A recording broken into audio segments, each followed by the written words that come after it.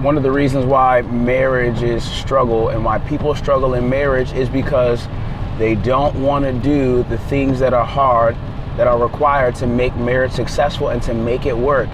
And if you're somebody who wants to prepare to have a successful marriage, there are things that you do before you get married that actually are hard, that will prevent you from struggling in marriage. And this is the crazy part. If you're going to have a successful marriage, as there is a book that said it, you can save your marriage before it starts. But it means you're going to have to be able and willing to do hard things even before your marriage starts. Let me give you an example of 3 difficult or hard things that are going to directly correlate to your success in marriage that most people are not going to do. And guess what?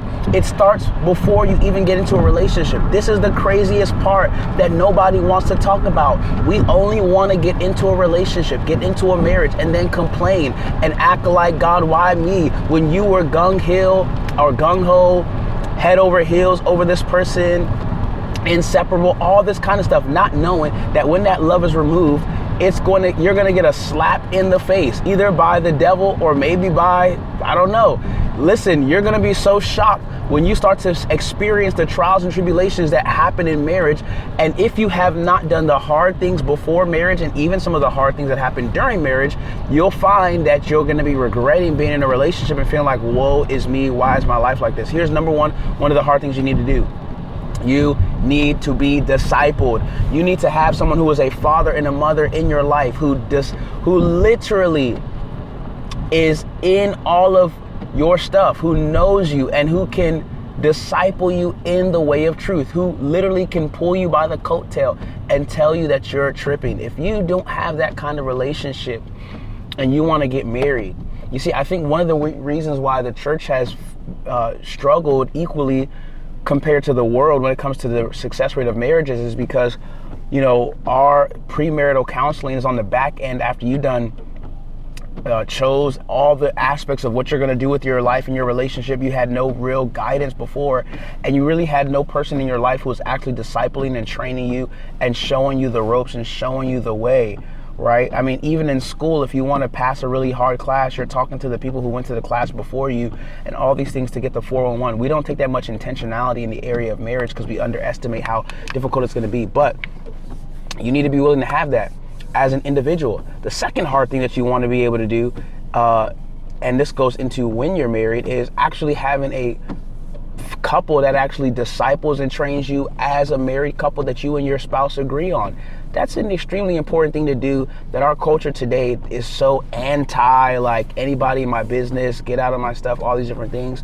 Well, I mean, at the end of the day, when stuff hits the fan and the relationship is rocky, everybody's going to be in your business then. I don't know why people have an aversion for doing the things that are hard and are difficult that actually lead to success and prevent and minimize struggle. But at the end of the day, if we're going to be wise in our own eyes, I think maybe you have to begin to ask the questions of, what are making the successful marriages work that are actually godly? Because the interesting thing is, I wouldn't say that every marriage that is together is a successful marriage for different reasons. One, you don't always know what some people are doing to keep their marriage successful, right? Some things that they're tolerating or allowing, right? Also, number two, which could be all kind of stuff, right, that we could even get into, but like, a successful marriage for me is a marriage where there's God honoring in the character of both husband and wife. Successful marriage is where the relationship between Christ and the church is reflected. And I know that's so theoretical and whatever, but let's personify that, where the husband demonstrates the character of Christ as an individual, not just because he's so in love with the person, but simply because of his call and commitment to obedience to Christ. In fact, the craziest part about marriage is that for a godly marriage, the insurance of your heart being taken care of by the other person is actually their relationship with God and their fear of God. Because at the end of the day, me and God precede me and my wife. And my relationship with God, for me, was a priority before I met my wife, and it determined how I chose and went about the process with my wife. And so what that means is that if you marry somebody who's God-fearing, it's one of the most significant qualities, and you can measure God-fearingness. You don't even need to be dating a person to determine how much they fear God. In fact, I think it's a misconception. I think it's also a deception that people think that dating someone is the best way to get to know someone, that's like a whole conversation, and maybe it's a video I should make in and of itself. It's like such a misconception that dating someone is the best way to actually get to know them, and that you would think that by dating someone for a year, 2 years, 3 years is the best way to actually get to know an individual, and that's totally not true. And I mean, you should study and look at the wisdom of the scriptures, the wisdom of the Bible to actually I can actually give you 3 better ways that I'm not going to give you now.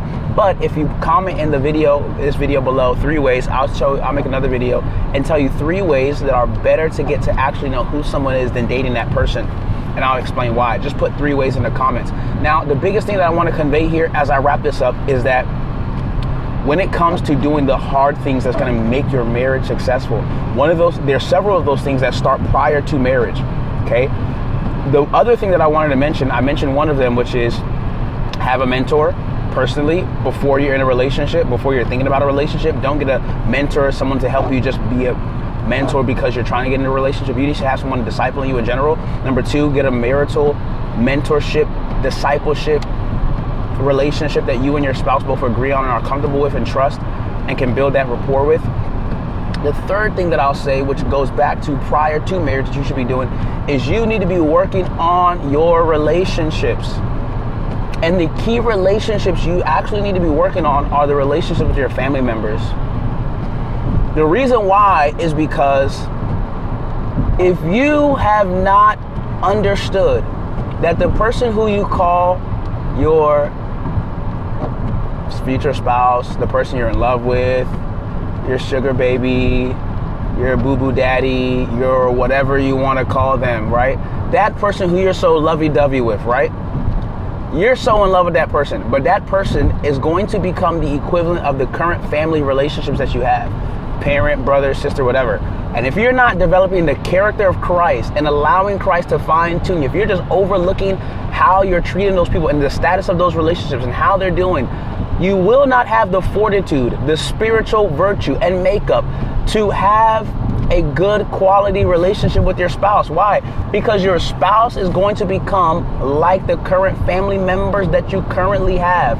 And the problem is we live in goo-goo gaga land for so long that we don't realize that Christ needs to do a deep work in us. And part of why the Bible in Luke 16, it says that if you are not faithful with what is another man's, who will give you that which is going to be yours? So God actually can measure your preparedness and readiness to receive your own family based on how you steward another person's family, because you're not the authority of your current family, but you are a brother, you're a son, you're a daughter, you're a sister, you're whatever the case may be.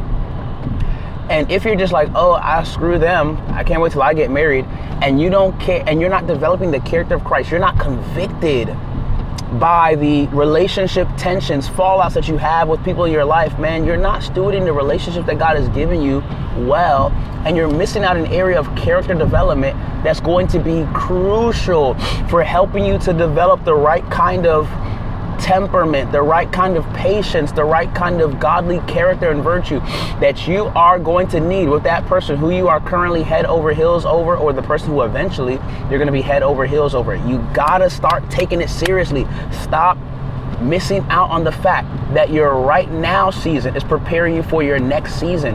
Character is everything. What is the description of the fruit of the Spirit and your ability to operate in the fruit of the Spirit with those whom you are closest to, who irritate you the most, who annoy you the most? What is your track record with exercising yourself in obedience to the word and the fruit of the Spirit in these areas? This is why people struggle in marriage, and it's because they're not willing to do the hard things before, during, and while they're in that marriage. And if you're not willing to do those difficult things before, it's going to make you that much ill prepared. I hope you found this video helpful. And if you found it helpful, like it and leave a comment. Let me know what you found most helpful about this video. But you can also comment the word 3 ways. And I'm going to show you 3 ways in the next video if I get enough people to comment. Maybe 20 people comment. All right, 20 people comment, and I'll comment 3 ways. And I'll make a video about 3 ways that are better for getting to know a person than dating them. I'm going to show you guys. And I can even show you some through scripture as well. But here's the point that I want to make to you. Like this video, share with somebody else who can be benefited by it, and get this quick little charge of encouragement. and subscribe to the channel because we make videos to help you stay sharp as iron sharpens iron. Come on, you can't be dull. And in the 21st century, let's keep it moving and let's keep it growing. So I'll see you guys in the next video. Share this with somebody else again and subscribe to the channel. See you guys later.